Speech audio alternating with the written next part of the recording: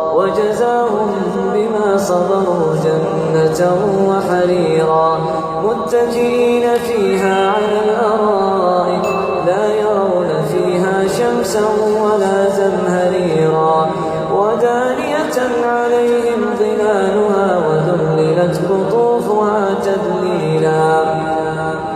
ويطاف عليهم بآنية من فضة وأكواب كانت قوارير من فضة قدروها تقديرا ويسقون فيها كأسا كان مزاجها زنجبيلا عينا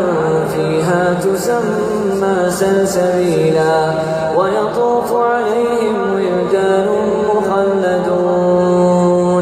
إذا رأيتهم حسبتهم لؤلؤا منثورا وإذا رأيت ثم رأيت نعيما وملكا كبيرا عاليهم ثياب سندس خضر واستبرق